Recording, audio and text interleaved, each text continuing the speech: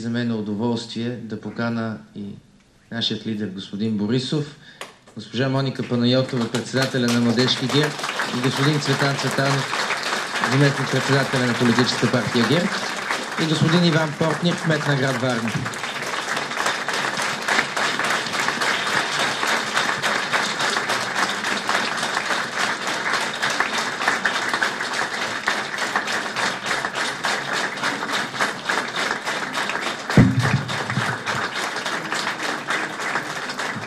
Добър ден и...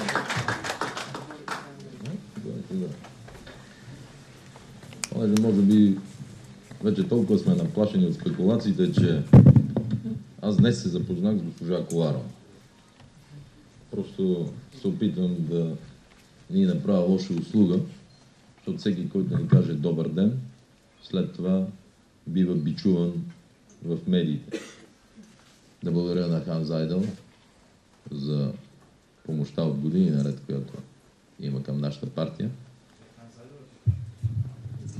И да... Не, просто искам да спася жената.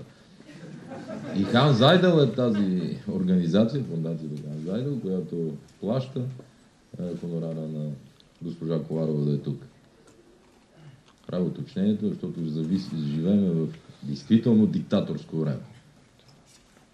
И българите сега имат възможност да видят разликата между глупостите, които говориха за нас, и реалната диктатура. Аз си водих така записки от това, което госпожа Коларова казва, за да мога да се опитам да формулирам нашата гледна точка. Действително академичното определение и за партиите, и за протестите беше важно за нас. Особено думата, че партиите обединяват хората. Не ги разделят. В това отношение ние нямаме никакъв грях, защото всяко мое изказване е било свързано, че ние уважаваме симпатизантите и на БСП, и на Атака, и на всички, защото в партиите са български граждани. Всичките. С различни идеологии, с различни разбирания или просто харесват един или друг политически субект. Аз съм против да се разделят партиите от гражданското общество или неправителствените организации. Ако някъде в света има по-добро управление от управлението на политическите партии, да ни го дадат за пример, веднага ще го приложим. Ако има управление в някаква държава от неправителствени организации, веднага ставаме неправителствени. Или да излезат гражданските сдружения, или... Те са коректив, те са важни. Но управлението на всяка една страна в евроатлантическите страни става от политически партии. И те са съставени всичките от български граждани. Това е истината. Какво ни беше казано още за обединение? Да, действително, особено на вчерашния ден, нищо повече българите не говорим от съединението, обединението, колко е важно, защото действително много сме разделени. Мисля, че само вчерашната дата е дата, по която няма спор между историци, политолози и социолози. Аз разбирам обединение, разбирам уважение, но искам да се спра и на няколко от темите на протеста.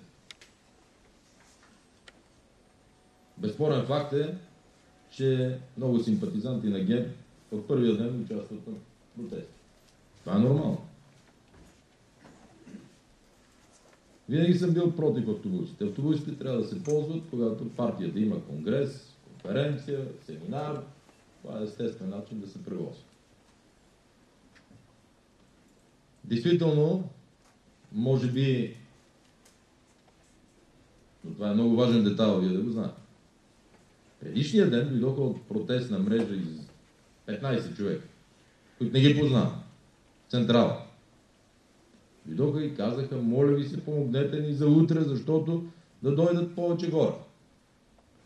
Моята сила е била в това, че винаги съм си казвал истината и затова ми е чиста съвестта. И ние абсолютно, госпожа Коларова и на всички вас ви казваме, да сме създавали организация. Това, което сме разпоредили, да се каже на структурите, където имат възможност от работен ден да дойдат. Толкова са. И те за това са били сигурно 7-10 максимум автобуси. Когато направихме в зала Арена Армеец предизборния си старт, дойдоха 15 000 души. И партията, виждате, че има възможност да изкара веднага 15 000 души. Ние сме го направили. Просто по места, там по-ефтино е било да пратят автобуси. Повтарям.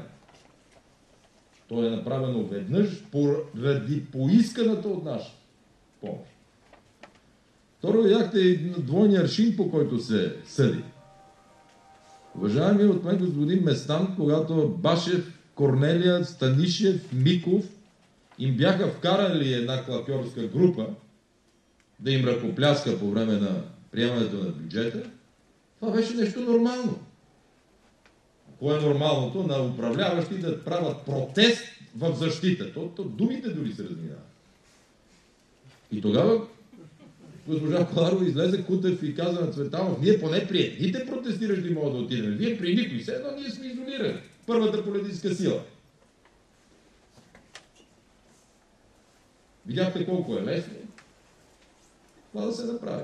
Да, нито е хубаво, нито е нещо, кой знае колкото важно. Но то дава дори, ако щете, едно елементарно самочувствие на депутатите вътре в парламента. Защото ние знаем, че те отвън свиркат срещу Атака, БСП и ДПС. Разбира се, може да има и някои, които да не ни харесват. Но основната цел и противник са тази неестествена тройна коалиция. Станишев живее с усещането си, че реалното или желаното по-точно при него е действително. Не, той е втори. ДПС са трети. Атака са четвърти. Те са първи. Да, Конституцията, демокрацията позволява да се направи подобна коалиция. Но не позволява водата и олиото да се смесят. И няма как да се смесят ДПС и Атака. Няма логика ДПС да поддържа БСП. Това е партията, която е направила възродителния процес. Това са три несъвместими неща. Събрани на едно в парламента. За това е цялата тази енергия. 80 дни ние не сме си позволили нито веднъж да пратиме знаме, да излезат хора с такива фанелки като това момче отпред. Нито веднъж. Именно за да се съхрани протеста. Говорите за конфронтация. Кой направи това? Вие казахте много протести. Но този безпардонен начин да ви пратят платени, криминални, една част от тях хора пред дома седмици наред. Разбирам, че полицията и прокуратурата пита кой е организирал рейсовете. Аз лично 3 пъти на Йовчев се обадих и казах, колега, откъде на къде нямат разрешение, стоят кучетата изнервиха. А за себе си проявих характер. Ако бях поканил ето тези хора да дойдат пред нас, с пълното си право си защита дома, какво щях да пишете вие, госпожа Коларова, в своя анализ, че и ГЕРБ сме същите като тях? Хапех си ръката всеки ден. Когато 15 шамари, дудуци и всякакви, под абсолютен строй, идваше камерата на TV7 и Алфа. Идват за първото включване. Директно. Преди това идват си в кавички протестиращите с колите, бус, паркират отстрани, ядат семки, пият кафе и чакат шефа. Шефа е журналистката от TV7, която е на работа. Щом я видят, че идва с камерата, се събират, един минава, раздава и плакатите, Бойко на работа. А вчера, когато тези си избягаха отново да ваканцуват и провалиха работата на парламента, една дума нямаше в новините.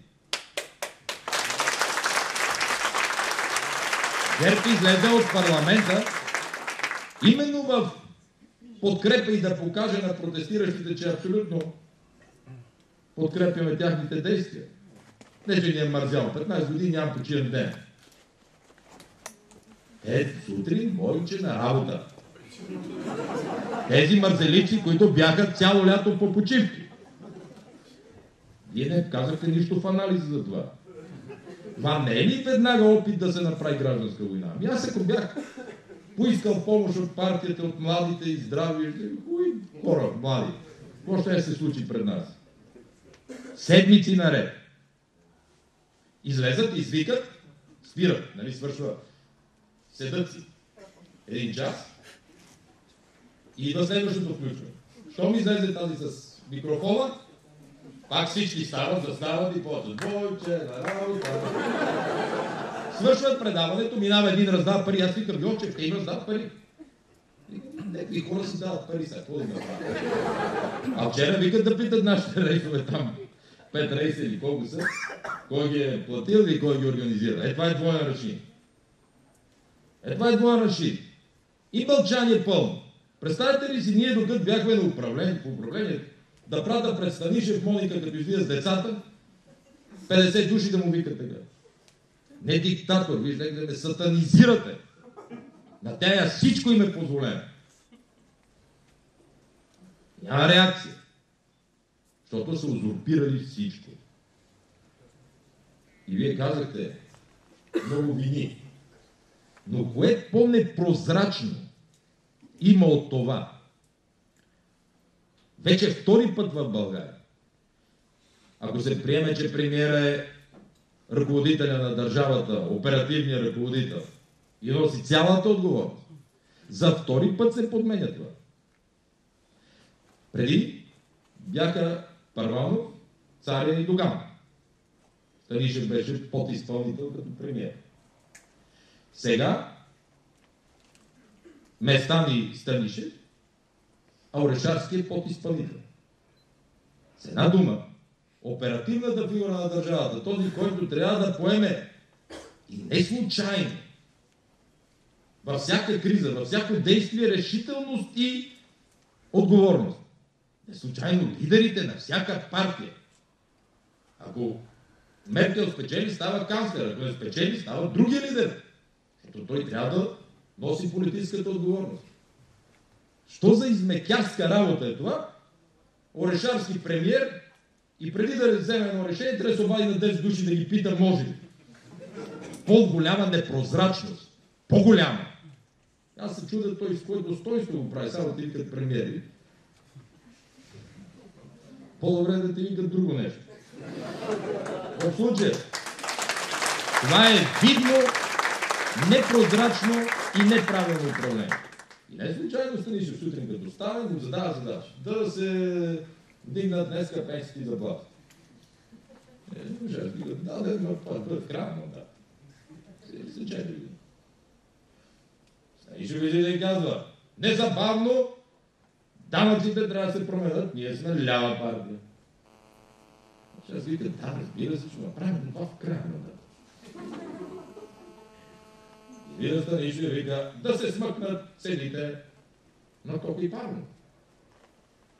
Ще ги даде, какво ще го направим, те само малко ще се дигат. Уж ги сваляме, но малко се дигат, защото все пак това е пазар, това е икономика, това няма как да става. Поне вие попитахте, защото ви дали оставка да забравя. Защото, когато правихме пенсионната реформа, каквото и да се правеше, нямаше да дам оставка. Защото това е единственото правило. Когато сме отстоявали на синдикати за вдигане на цена, дали на въглища или спад на енергия, каквото и да било, съм знал, че трябва да удържим. Когато зелените намериха косули в закона ни за горите, ние дръпнахме назад и ги променихме. Когато ставаше въпрос за шистовия газ. Да, безспорно, много хубаво нещо, но в същото време опасно при сегашната технология. И дръпнахме назад мораториум. Ставаше въпрос за генно модифицираните храни. Мораториум. Когато акта, това никога няма да го забравите, защото те млади. Интернет пространство го дължи на нас.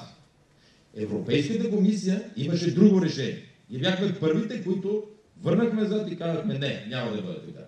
За наша радост след това и комисията го потвърди, но чак след 3-4 месеца.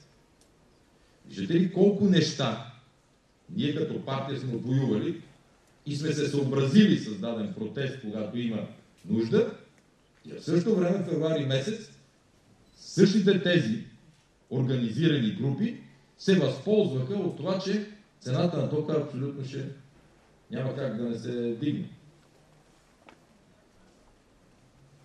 И не случайно той ще стане водещ в предаването на телевизия. Само че, ако сега ние започваме да казваме, както този в Дания, че ако ГЕРБ се върне на власт, хората няма да плащат данъци. Няма да плащат за парно и ток. Няма да ходят на работа. Един работен ден.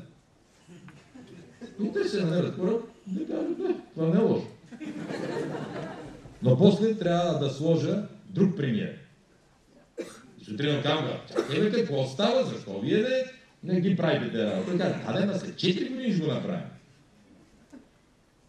Сидоров каза 1000 лева заплата, 500 лева пенсия. Минаха 5 месеца.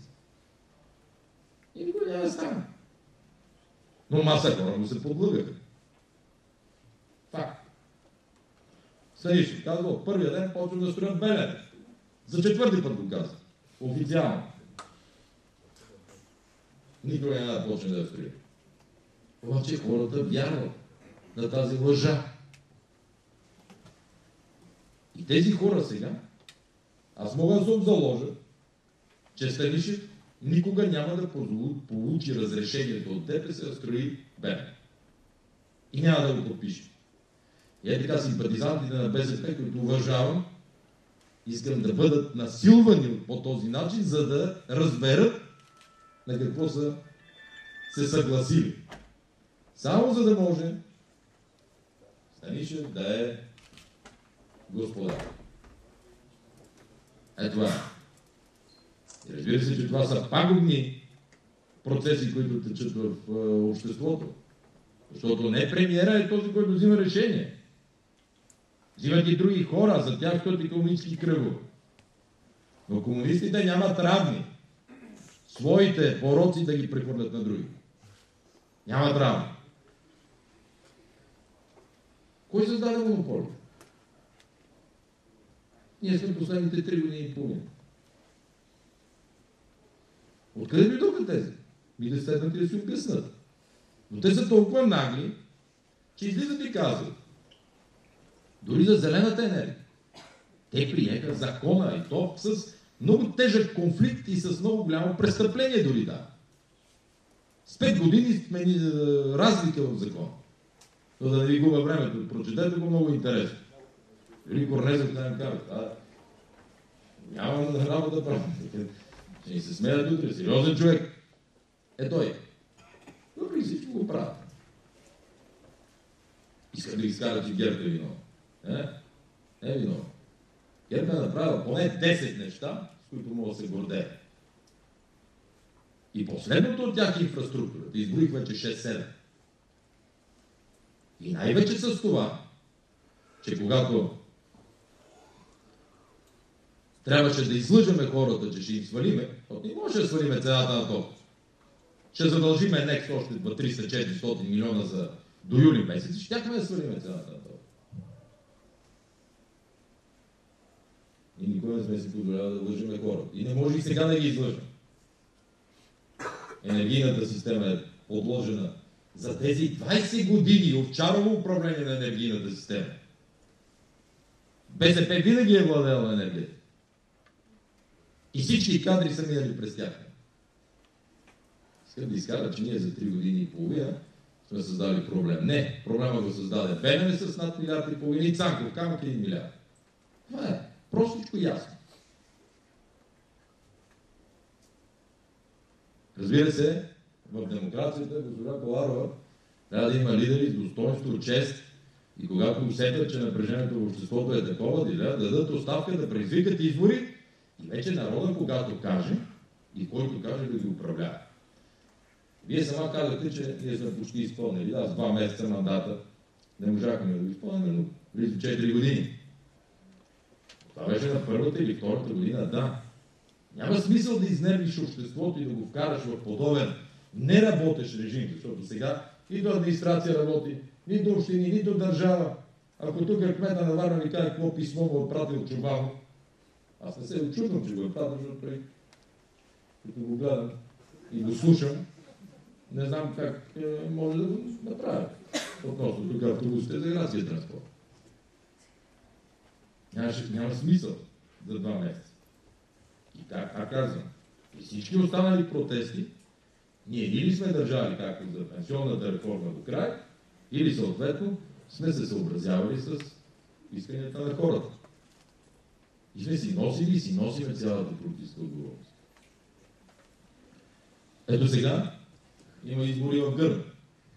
Там е най-ясна битката. Други партии няма. ДПС и ГЕРБ. Там да отидат сега международната общност, наблюдатели да гледат или ПАСЕ да гледат как се правят избори. БСП изобщо дезертират и ги няма. Подкрепят? Може да подкрепят, но да отидат да видят. За какво става въпрос? За страх. И това е проблем, между другото, защото когато партиите казват, че не могат с ДПС да работят заедно, те им остават един избор само и това е БСП. И тогава вече всяка една партия пък трябва да си мисли как трябва да преодолее БСП и ДПС заедно. Това е сложно, може да се каже дали невъзможно при такава избирателна активност. Сега Коларова допусна една грешка, когато говори за партия. Имаме една партия столетница. И вие колкото и да искате политолозите да избягате от тази тема, това е нереформирана комунистическа партия, сменила си само името. Къде е социал-демокрацията в БСП? Самият Първанов излезе и каза, че това са кланове, непрозрачни за тях олигарси и политически интереси. И самото им управление и правителство това е така. Партия, която празнува 40 и кой конгрес, каква млада партия? Напротив, това е партия, която трябва да носи, като излезе Кутев, на дебат с вас да му казвате, първо ще ни кажеш за лагерите в Белене, за това, че сте взривявали църкви и манастири. И какво ли не? И тогава ще ни говориш, вие сте 100 годишни кусор. Вие ни говорите за тифтерчето, което тифтерче се вижда, че дори решенията на комисията изобщо не отговарят за това тифтерче. Изгодихме Искра Федосия веднага, защото си знаехме кусурите. Нали така? Те излизат и говорят се, да се родили вчера. За Кутев с БСП започва деня, в който той е дошъл. Чакай ми, празнува 40. Кой конгрес е? И още марширувате там полицията. Как? Откъде на къде? Как да видим нещо не съм забравил от сметките за това? Видяхте, по-високи са. И сметките на бензина и дизела са по-високи. Което отговаря госпожа Коларова на вашия въпрос. Че ние бяхме свалени с метеж. От тогава сметките на тока растат и цените на бензина и нафтата растат и те няма как да растат, когато се задава война. С една дума, целта не е била тогава. Не е била намаляването им, а свалянето на нашето управление, защото то беше единствено и благодарение на Хан Зайдер, независимо от към пари. Защото нашата партия е независима. Ние сме получавали помощ от първия ден от Хан Зайдер, от Конрад Аденауер и затова и до ден днешен сме независими от когото и да било. Това не мога да го кажа никоя друга партия. Никоя. И решенията на това правителство съм взимал аз, заедно с моите колеги министри, разбира се. Никой не ни е казал веднъж и не съм допуснал да казва, това решение няма да е тъй, да ще бъде тъй. Не е имал смелост, не е имал доста. И с това трябва да се гордее. Комунистите имат изключително усещане, понеже имат цяла плеяда, добре отгледани социолози и политолози, добре отглеждани и добре захранвани. От захранвани разбирам платени през 20 години назад, които виждате като орли се хвърлят да бранят децата на номенклатурата червена тогава, които сега са в управлението и управляват партия. БСП им преди. И те за нас могат да изкарат абсолютно всякакви идиотщини, без грам съвест. Как можеш да заподозреш Цветанов за убийство на експерт? Верижна катастрофа, ако прочетеш тирове, коли, Бог да го прости човека, и че само един експерт има в България. Как ще има само един експерт, да в края на кращата той има повдигнато обвинение за подслушване. А Пасасо каза, че няма експерт, който да го докаже. Как да го разбирам това? Става като малко Костин Бродския случай с двойните дана. Има ги автобуси, всеки момент ще ги покажеме. Аз още не съм видял, някой видял ми покаже. Ако звучи като татко, ще ми купи колело. Само че друг път. И ролята те си я изиграха. Внушението за ГЕРБ остана. Не случайно казвам този вид, който е много верен. Където Киркор отишъл на гости при Гаравет. На другия ден Гаравет го се обажда и вика: Киркор, нямаме една златна лъжичка или там сребърно подножче. Как бе, мен ли се съмняваш? Абе, няма го няма. За една седмица му се обажда, вика: намери. Той вика: най-после вика, си отдъхне. Вика: да, но неприятният вкус остана. Това правят те с нас. И ако отворите учебници на КГБ, аз мисля, нашите колеги от Бавария могат да помогнат да ви раздадат такива. Са много, много интересни. Защото там пише как се прави активно мероприятие, как се прави компромат, как се удря една личност да го дискредитираш обществено с помощта на медии, организации и всичко останало. Наука е това. И първата точка там е, че компромата трябва да бъде така направен, че този, който го чете, да се отврати от себе си. Първа точка. Втора точка. Компромата трябва да бъде ударен човека в най-силното му качество. Ако е добър полицай, трябва да му викаш престъпник. Ако е добър министър, трябва да го изкараш убиец. Ако царя, примерно, всеки знае, че 12 езика е човека говори. Той беше изкаран, че не мога да говори. Той като тръгне да говори с посланиците и като почне с немски, италиански, френски, английски, шведски и така нататък, кара ги подред. Той не може да говори. Ако не иска да говори едно, но че не може и друго. В смисъл, такива оценки му се дава.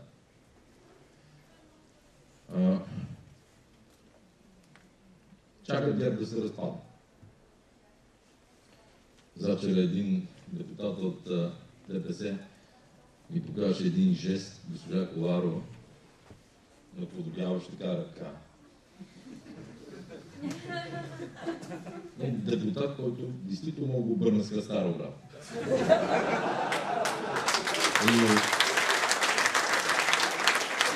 Го правеше с ясното съзнание да го направя.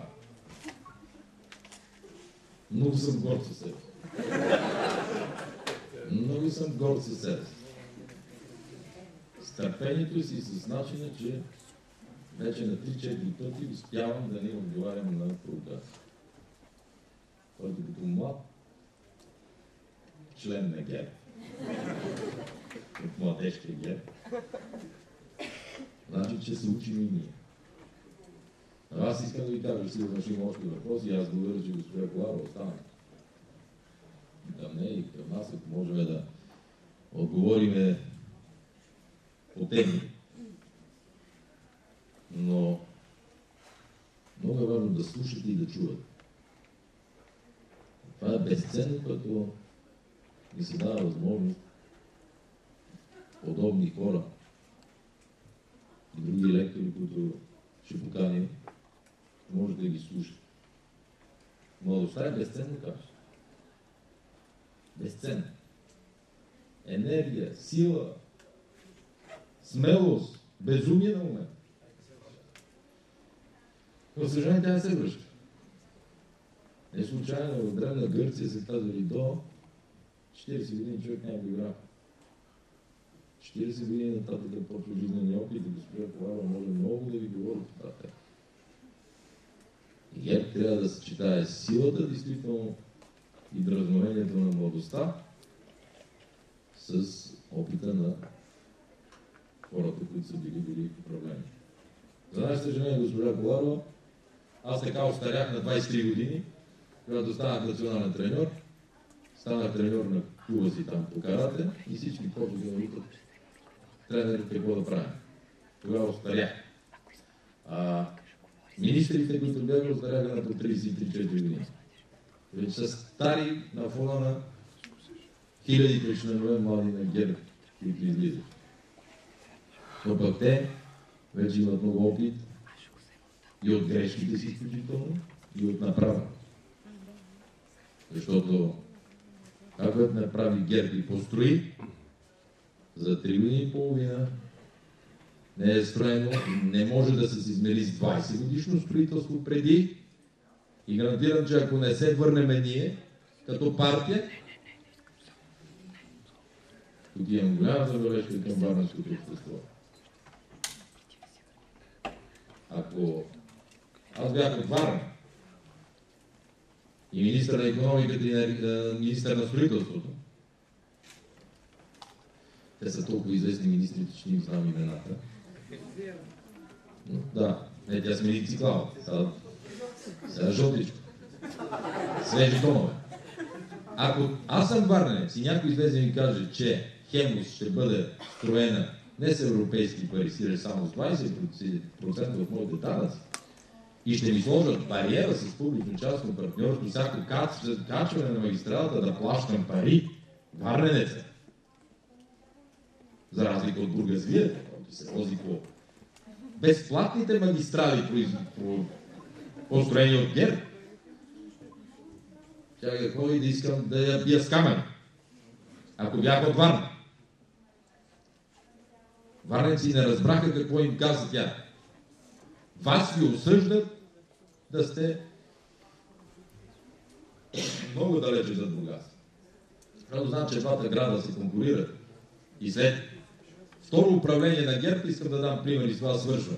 София, втори мандат на ГЕРБ, коренно различен град. Бургас, втори мандат на ГЕРБ, коренно различен град. Стара Загора, втори мандат, коренно различен град. Варна, дай Боже, втори мандат, но с друго правителство. С Хемус, Варна ще бъде друга. Но Хемус с европейски пари, както построихме Тракия, Люли, Струма, Марица и всички останали. Всяка партия се учи и от грешки.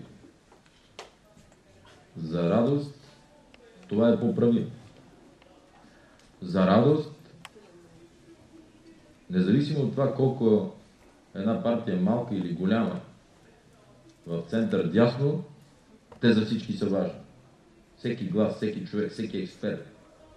Да, преди 3 години, половина, преди 4 години ГЕРБ се яви на изборите сама и трябваше да побеждава. И ние не можем да се сърдиме, че хората гласуваха за нас. Нито можем да ги контролираме, да кажем, да, една част да гласуват за другите по-малките партии, за да сме заедно в парламент. Безспорен факт е сега, че ако имаше една още дясна партия в парламента, ГЕРБ те ще да управлява. Така че ние повече от тях дори съжаляваме, че не са в парламент. Но сега е времето, когато се градат мостове. Сега е времето, когато всеки един доказан експерт при нас, при тях, може да прави екипи и едно следващо управление да бъде действително съставено от професионали, хора с опит, които от първия ден веднага да влезат и да работят така, както трябва. И това, което казвате за броенето, трябва да стане, да го имаме в програмата, да го имаме като символ, верою, да го поправим, а и защо да не се бориме сега в промените в избирателния закон. Сега да го внесеме. Или поне да бъдем неотстъпчиви. И тогава вече Аз се надявам, ако всички излизат да гласуват, защото иначе виждат, да, политиката и партиите не са харесвани никъде по света. Нормално. Но това е единствения начин една държава да се развива добре. Да изберат хората най-правилната партия за тях. И хората след това да се съобразяват с това. Още веднъж искам да ви кажа моето мнение, защо хората избухнаха. Защото тази коалиция е неестествена. Ако това бяха партии, три, които по някакъв начин си приличаха, да, но това са три антагонистични партии. И затова е толкова несъвместимо. Затова избухнаха, според мен. Господин Нидермайер иска да зададе въпрос. Ще може ли един микрофон и за него? Herzlichen Dank. Ich will mich nicht groß in die bulgarische Politik einmischen, aber ein kurzer deutsch-bulgarischer Vergleich scheint mir angebracht. Не искам да се меса така много във българската политика, но едно сравнение между българската и немската политика ми се струва удачно. In Deutschland sagt man immer, die politischen Wahlen werden in der politischen Mitte gewonnen und man versucht immer die Wechselwähler zu kämpfen. В Германия се казва винаги, че изборите се печелят от тази неутрална среда от избирателите и винаги основните усилия на партиите са насочени към тях да ги спечелят. Das ist sicherlich ein Modell, das vielleicht tragen kann mit dem Risiko, dass die politischen Parteien austauschbar werden. Разбира се, този модел води до там, че партиите променят своя облик и избирателите стават изключително променливи. Und mir ist es lieber, wenn wie in Bulgarien mit Gerb eine Partei da ist, die manchmal auf den einen oder anderen Wechselwähler verzichtet, aber eine Partei ist mit Werten, mit Ecken und mit Kanten und ein politisches Alleinstellungsmerkmal hat. Това, което ми харесва при ГЕРБ е, че ГЕРБ е партия с ценности, с неща, от които не отстъпва. Понякога поради това вероятно губи доста избиратели, но това е правилният модел, по който трябва да се развива една партия. Отстоява ценностите си. Und ich glaube, die Stammwähler einer Partei danken es einem, wenn man nicht jedem Trend, jedem politischen Trend nachläuft, und auch die Nichtwähler danken es einem. Die kann man damit viel leichter erreichen, wenn man weiß, was eine Partei für Werte und für politische Ziele hat. Мисля, че лоялните избиратели на една партия са винаги благодарни, че тя отстоява своите ценности и не се води по актуални политически трендове, за да се хареса на по-широка група. А от друга страна, тези хора, които не са привърженици на тази партия, имат уважение към нея. Unser langjähriger Vorsitzender der CSU, der auch immer Wahlergebnisse zwischen 50 und 60% hatte, das bekommt man auch nicht von ungefähr, der hat immer gesagt, everybody's darling in der Politik is everybody's step, is everybody's idiot. Und so sehe ich das auch. Man muss auch Kanten haben, Ecken haben und dann wird man erfolgreich sein. Und insofern glaube ich, dass Gerb weiterhin erfolgreich sein wird mit dieser Politik, die sie hat, und mit diesen politischen Führern mit Ecken und mit Kanten. Нашия дългогодишен председател Франц Йозеф Штраус, който винаги имаше резултати между 50 и 60%, застъпваше точно този принцип. И това е гаранцията за един дългосрочен успех на една партия. Смятам, че ГЕРБ ще успее да извърви този път за бъдеще.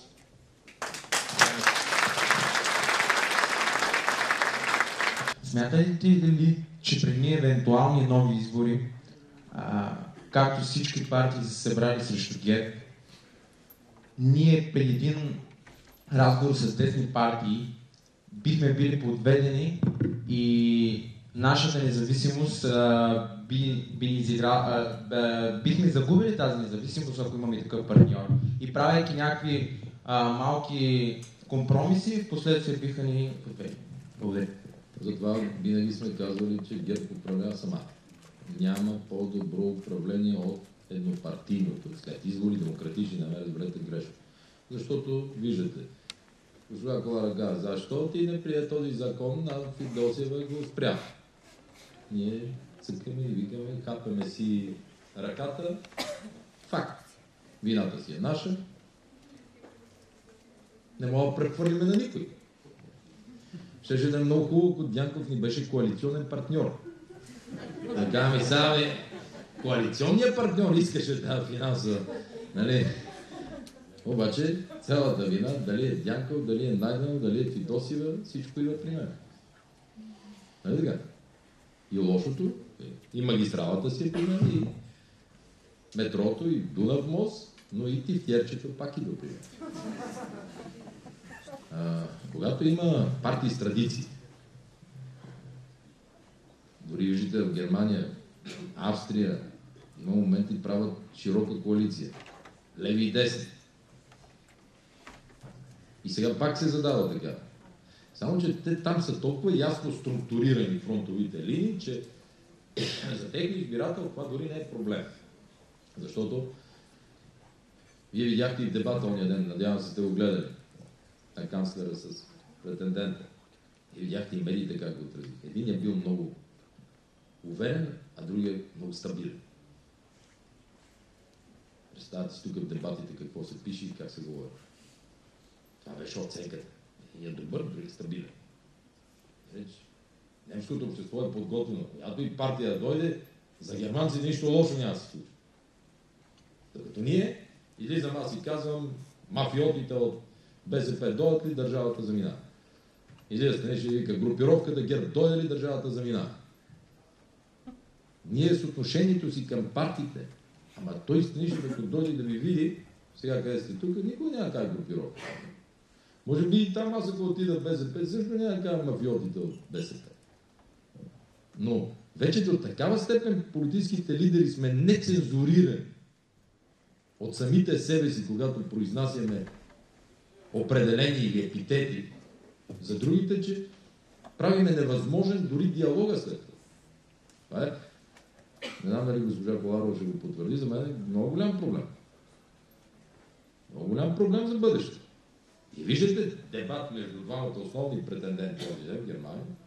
Той е дебат на програми, тези. И тук, ако излезем, започваме с това кръг, коня кръг, ти това, аз това. И нищо, от което хората да се зарадват, да се почувстват по-уверени. Точно обратното. Плашиме. И аз за първи път, между другото, го чух това обединение, че това определение госпожа Коларова, че партиите обединяват. В България те разединяват, а всъщност трябва да започнем да работим и да обединяваме. Това са като привържениците на Левски, ЦСК и всички останали. По време на матча сме противници, на другия ден работиме заедно или сме приятели.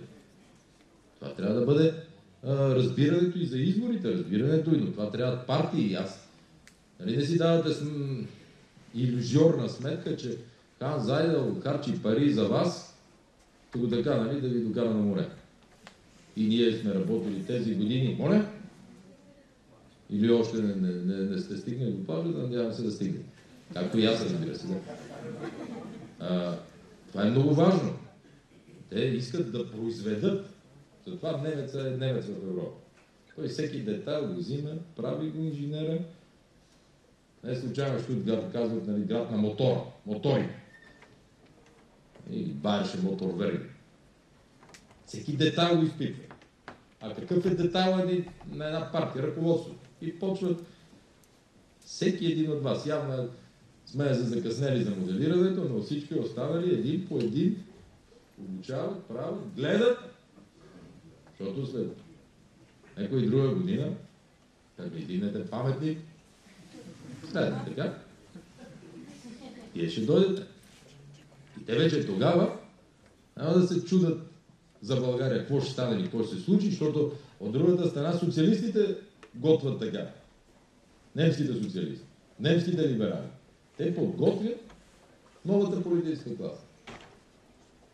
Защото на такива семинари, с такива лектори, с такива разсъждения, стигаме до извода и самите ние, като това младо момче си дава въпроса. Да, за това управлявахме сами. Сега обаче, дори да имаме 200 депутата на следващите избори, 239 да имаме, ни трябва един коалиционен партньор.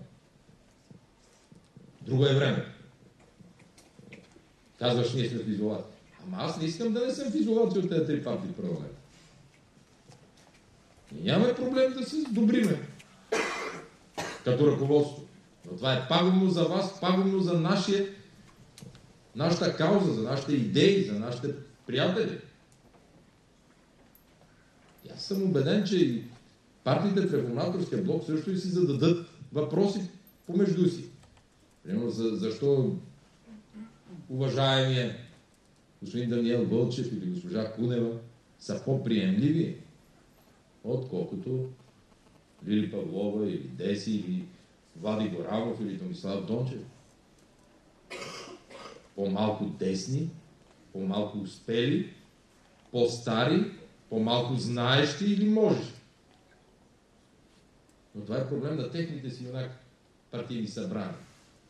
Като ми зададете на мен този въпрос сега, аз няма мога да ви отговоря, ако съм такъв лидер.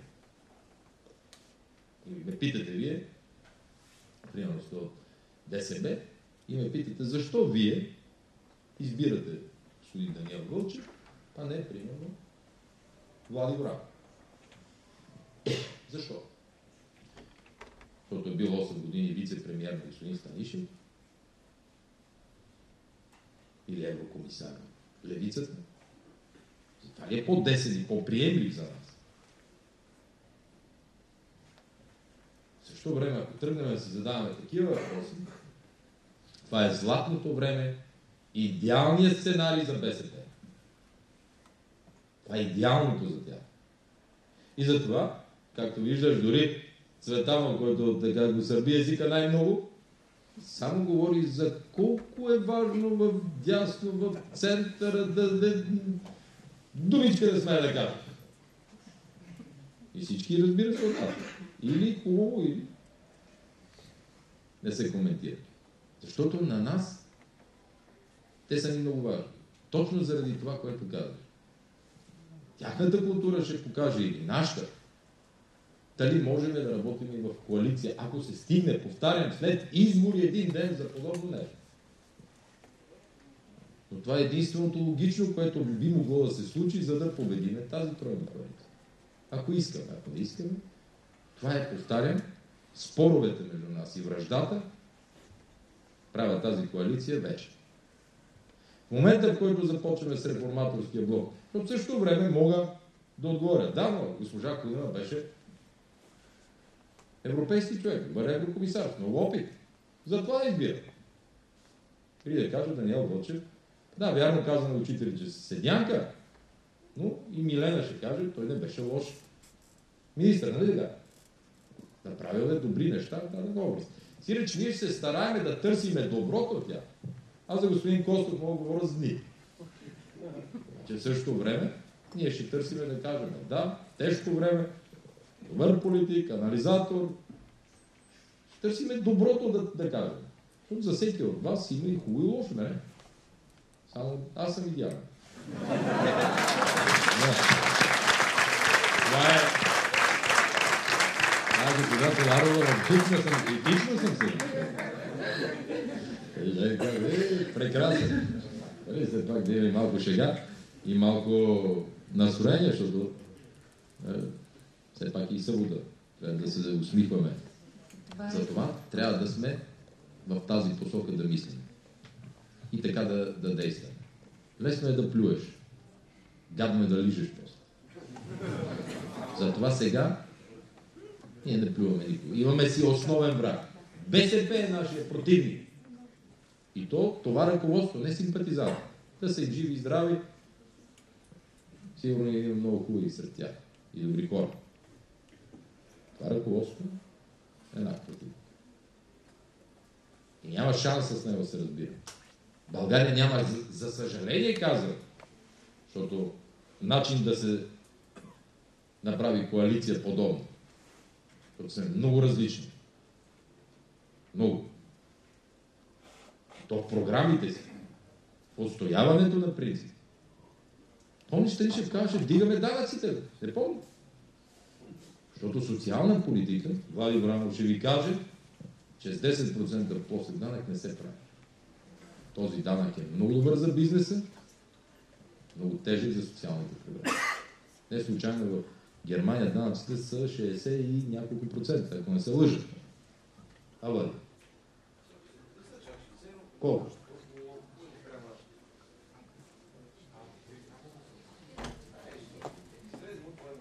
Значи, добре, в Германия са двойно по-високи от България. Нека да не. Двойно по-високи. За да може да изпълнява тази социална програма. С една дума, ако сега споря с Станишев за плосък данък или социален данък, това е политика. И трябва да го убедя, че може да е по-правилно. Той трябва да го убеди в обратно. Само, че той като чу, че ние ще въвеждаме плосък данък, го въведе той. И сега неговия електорат иска от него трябва да са тяхната идеология да има по-високи данъци, за да се разпределя. И госпожа Коларова даде фантастичен пример с Ариал. Другия прак не го... Никой не съм правил, това ми е... Затова не ги познавам. Да, не съм го правил, но така затова не ги познавам. Но, моят съвет към вас е не се накапвайте, ако може. Тогава се спира и с водичка. Когато се капеш много, ти трябва Ариел или там каквото беше друго. Затова ние трябва да бъдем партия, която да се стараем вече да не допускаме грешки. Много кадрови решения взехме, които ни се напомнят. Те са много, те са 3-4. Но на фона на 300 на БСП, нашите изглеждат като греда, а техните като треска в очите на социолозите и политолозите. И ние можем да напишем учебник, който да противопоставяме на учебника на КГБ. Можем да направим учебник по секторни политики, по това как се прави европейска политика по немски модел в България, така че да има сблъсък на идеи и противопоставености на ценности в политиката. Обаче, младите хора отдавна успяха да четат учебници, а четат Фейсбук постове. В тази връзка, госпожо Коларова, считам, че в анализа на протеста е хубаво да се спомене, че вече не се говори с изречения или с тези, а с 20 думи в един Фейсбук коментар. Много е трудно в 20 думи да изразиш ценности. Да изразиш всичко това, което ГЕРБ прави. Аз искам всички мои приятели да са тук и да видят, че ГЕРБ не е партията на Борисов, а е партията, която прави това. В която има експерти, в която има обсъждане на идеи, в която младите хора се слушат. Но това не мога да го събера. Трудно да го показват за това. Те затова искаха навънка да излезе, а не тук. Защото те ме слушаха достатъчно медиите. Само, че отвънка ще кажат, Гранд Хотел Варна, Борисов каза еди какво си. А като покажат залата с това, няма да им сработи тезата. Всичко е много учебника на КГБ предвижда как да те неутрализира. И затова искам да попитам какъв трябва да е нашия учебник, за да се справим. Защото когато един човек влиза да си купи Ариел или бонус, той различава цената. Той разбира, че 3,50 е повече от левче. А в политиката и тук идва... За съжаление, трябва червената му рокия да стане розова, черното му сако да стане бежево и тогава ще разбере какво си изправи. И когато с колегите от изпълнителната комисия и така с депутати имаме сега време доста да си обсъждаме, пък и почнах да намирам време хода по градовете, от време на време така ги чувам. Хората всички си даваме сметка и за грешките, даваме сметка и какво бихме могли да поправим. Ние бяхме много се старахме да бъдем държавни хора. Аз не допусках между партията и правителството да има връзка дори. Всички кметове им бяха еднакви. Те сега ни съсипват метри. Знаеш колко интересно става, като сега тези бивши министри, като седнат в областните структури, защото сега разбраха и те, че за да си министър, трябва да имаш партия трябва да победи и тогава може да станеш министър. И сега като им казват, добре, исках ти 20 000 за един водопровод, не ми даде. Или, примерно, исках ти 15 000 лева за един апарат за еди какво си в болница, за да не ви даде. Ние не сме дали по проста причина, защото сме казали, дадема болницата, примерно в Кърджали или в Търговище, преди вас и затова сме дали там. И е правилно да е така. Но никой не го оцени. Те в момента размазват нашите кметове. Аз Перник го направих като Лас Вегас. Театри, университети, канализации, всичко. В Шумен, Цветанов да ви разкаже, кмета на Шумен си направил албум. Пазим го, виждали сте го всички. Предизборен албум. На първата страница той на снимка. Добре дошли, ние Шумен или после. Виждали ли си го това? Оттам нататък 40 страници снимки с мене. Нито една с Първанов и Станишев. Площад, казарми, канализация, мотописта, такава писта за самолети, колодрум, пътища, градска среда, училища, болници, поне 10 откриваме. И не се гледа така. И да, и шуменският кандидат, той ми го донесе и вика, шефа, няма как да бие. Никой в Шумен не верва, че то не е твой кмет, аз съм твой кандидат. Гледахте, нали го гледахте? Пазах го, то е уникално. Нито една снимка с Станишев и Първанов. С Лили има 5-6, с мене, с Еди кой. В Ихтиман беше същата работа. Ихтиман, кметицата и тя така. А тя беше сложила послание, от когато имаше едни наводнения. Като главен секретар ги спасявах на наводнение. И тя сложила това, което е казал. И носехме едни чували там, защото вдигата с къса пред нас да ги такова. И аз тогава казах, браво на кметицата. И тя отдолу написала, браво на кметицата и наша снимка чували. Но има го в Мачо, това са трикове. Така че те са измислили тези работи. За това вие сте млади, активни, както виждате, аз твитвам, поствам. При тези медии единствения шанс е... Видяхте, в Facebook те за това ми го удариха. 260 хиляди влизания имаш. Видяхте? Един вестник е 10 хиляди тираж. Така че те за това го правят. И сега си имам едно iPad-че специално за това. Казал съм на момчето днес, кажи Иванко. Никой не го пипа, защото иначе те включват интернет, нали, гледат си разни работи. Викам, това няма да го пипате, ще стане грешка да се пребрате нещо и да го се оправя. И слизам в колата, снимам и като това си отговарям. Така че, твитвайте, поствайте, атакувайте, доказвайте. Огромният шанс твоя е, че там КГБ не мога да те спре, да пуснеш снимки, ако щеш на всичките да ги пуснеш снимки, да чуят какво е казал нашия германски колега и защо една от най-големите фондации в света плаща да обучава българчета. Защото България е част от Европа и те искат стабилна, прогнозируема, нормална, коректна, умна България също, колкото искаме и ние. Затова го правят. Затова за част от вас, да ви казвам, той ми каза, имаш хора с нощи, диаманти. За германците диаманти имаме българчета, които... Нали така? Я? Я? С една дума, затова го правят хора. На Европа и трябва мозъците от България. Трябва и силата, гена. Но не да ходят в Берлин, да свърт тук и най-хубавата природа в света, която имаме, да си е най-хубавата ни държава. Да? Така че, убеждава. Аз оня ден имах противници дори, които аз, понеже съм и сега по-свободен, пишем, ако искаш да ти поговоря, понеже се съмнява дали съм аз, дали, дай си, пусни ми на СМС на този номер телефон. И им се обаждам. Викам, добър ден. Поне се съмнява. И половин час не им говоря. Накрая вика да спрем, вика, защото ти става фен. А той хейтър. Иска да е против всичко. Иска да е против всичко. Обаче като му обяснява, той вика да спираме ли.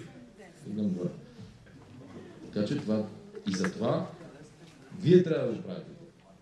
Имате време, имате идеи, имате възможност. Други има ли? Аз имам един въпрос само. Какво е вашето лично мнение? Дали АБВ ще са някакъв фактор на следващи парламентарни избори? АБВ е като ЮИЯ. Зависимо от коя страна го погледнеш на азбуката. Практиката показва, че до сега няма отделил се от партия и направил нещо стабилно. Или нещо значимо, ако щеш. Сега, Първанов не е за подценяване. Напротив, за разлика от Станишев, той е много по-голям апарат. Разбира ли нещата?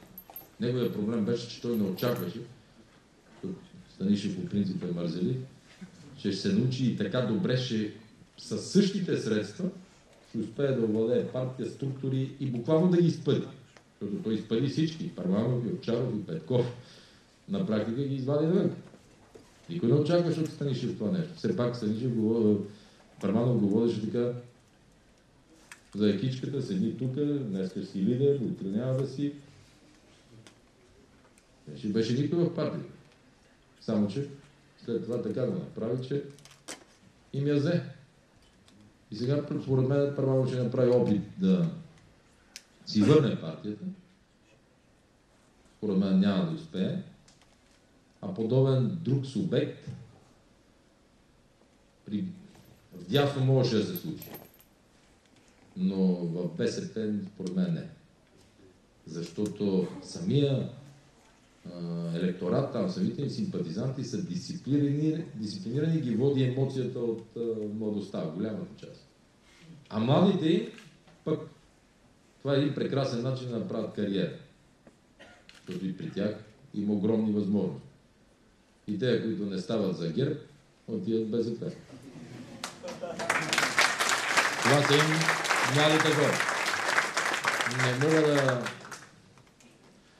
Не мога да съм сигурен, но във всички случаи, когато вътре в една партия се говори по този начин, както Първанов им даде оценка, това нанася тежки пробойни.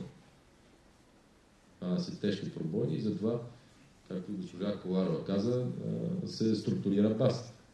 Защото когато хора от нас излизат след това и атакуват партията, винаги е много по-силно, отколкото това, което казал Кутев. Кой не го чул. Когато излезе и го каже бивш депутат, един, втори, трети, министър от ГЕРБ, а и за тази медийна среда е огромна храна. И действително са удари, които ние ги усещаме като партия. Докато същото мога да кажа и в момента с това, което Татяна Дончева, Първанов правят с БСП. Техните удари са много по-болезнени за БСП от нашите удари. Защото ние след това се реферираме към изказването, примерно, на Първанов и ние много лесно да кажем. Не е прозрачно, задкулисно. Вашия президент го казва. Не е случайен човек. Затова и за нас е тежко, когато има подобни процеси. Друг?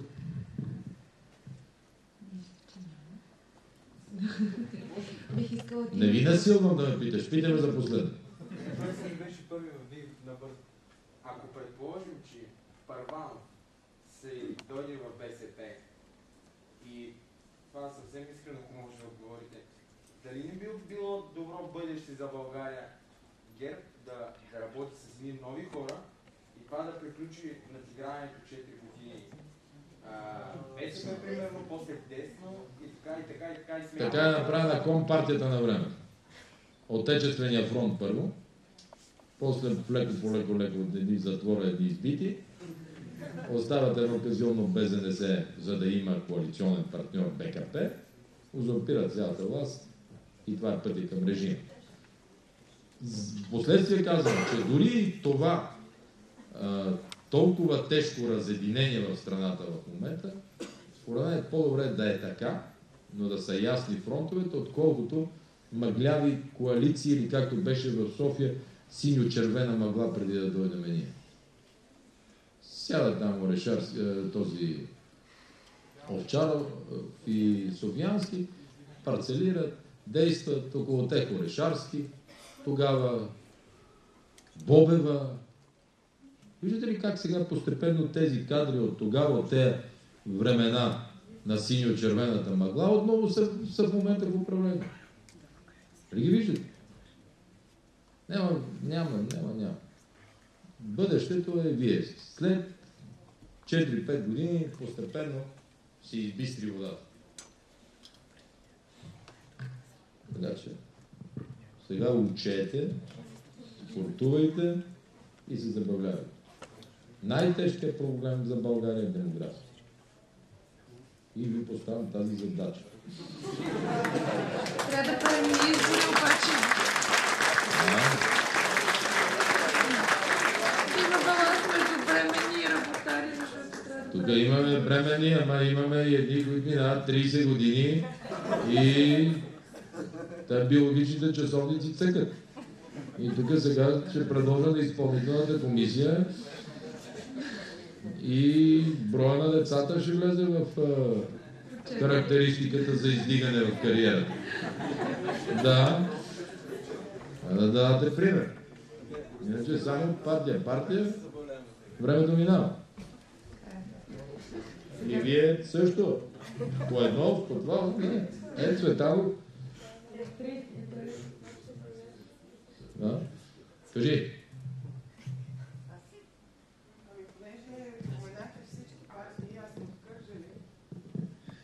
И понеже не отговаряте конкретно само на един въпрос, а развивате малко или много тема, много ми се иска да знам как виждате ДПС в бъдещето на България и дали евентуално можем по някакъв начин да го дисквалифицираме по пръсета.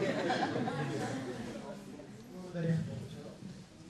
Да ги дисквалифицираме няма как, защото просто членове са на европейските либерали, просто ще бъде една невъзможна мисия. Това ще е като все едно възродителен процес. Така че да ви кажа някой, че може по тази тема да се прави нещо, това са приказки на Волен Сидеров, който иначе не се свери с тях да си прави политика и дружба, а да го приказва. Освен това, голяма част от българските мюсюлмани са привързани през годините с тази партия. И тръгвайки срещу партията по този начин, ние тръгваме срещу тези хора, което е недопустимо. Пагубно за България. Нашата позиция е друга. Ние имаме и още един голям проблем. Колкото повече се сатанизира ДПС, защото ето госпожа Коларова е тук, може да каже, 20 години в България никога не сме се обиждали на турцисте. Това, което митинга, и добре, че тогава никой по никакъв начин не ни приобщаваше към това митинг. Не, че те ще ни го припишат на нас. Никога не сме се обиждали. Никога пред централата на ДПС не е отивал митинг. Спонтанно. Защото ако ние тези митинги можеше да правим, които бяха по 40-50 хиляди, да изкараме така, ние вече да сме на власт, да сме се върнали на власт. Да действително си бяха спонтанни. Мен това ме оплаши, между другото. Когато почнаха така да се обиждат. Защото това е една крачка към гражданската война. Това е една стъпчица, малка. Една запалена джемия, двама пребити мюсюлмани или двама пребити от тях християни. Няма значение. Процесът е неуправляем от тук нататък. В същото време, понеже ние, лидерите на другите партии, казваме не с БСП, не с ДПС, и тогава техните лидери казват, добре, ние освен БСП друг вариант нямаме. Като нямаме друг вариант, подкрепяме комунистите. Комунистите нямат друг вариант извън нас и тогава двете партии стават една на практика.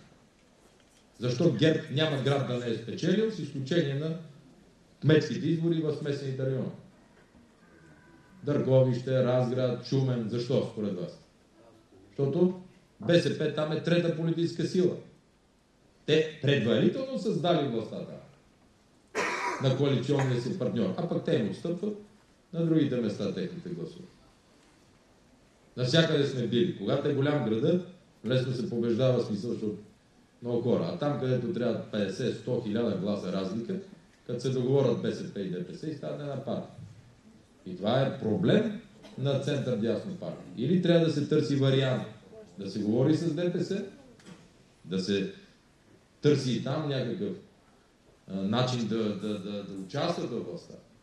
Говоря за бъдещето време, но когато има силните други партии, ако ГЕРБ, Реформаторския блок са силни, тогава няма страх. Но когато БСП е оставена и зависима само от ДПС, това си е брутално изнасилване, което им правят в момента. Станишев има 3 министри. Това правителство. 3. Мога да ги кажа. Вигенин, нали, по разбираема причина. Ангел Найден. По разбираема причина, нали, Мая Манолова са мъже и не може да си го издигне. И не знам Драго Стойнев дали е негов или на Първа. Не знам. Това не искам да споря. Всичко останало на ДПС. Всичко.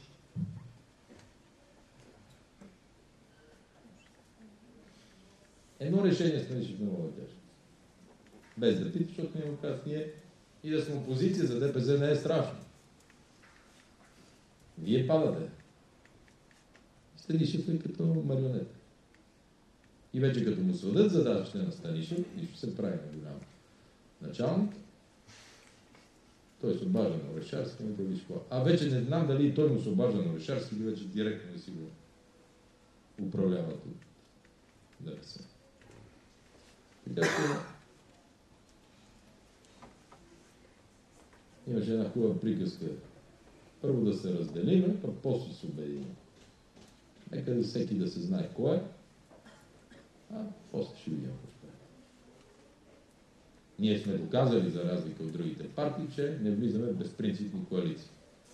По 117 гласа управлявахме 4 години сами, без да направим с който и да било коалиции. Другите да се обясняват. Вие нямате на тази тема на кой да се обяснява. Ние сме доказали, че управляваме сами. Във Варна бихме ГЕРБ срещу 17 партии. 17 партии. Ако си ги представиш, 17 души на един ред и портник от другата страна ще кажеш как така? Как се ги бие? Защото политиката е 1 и 1 и 1 не е 17. А става 0 и 7. Пред нашите единици.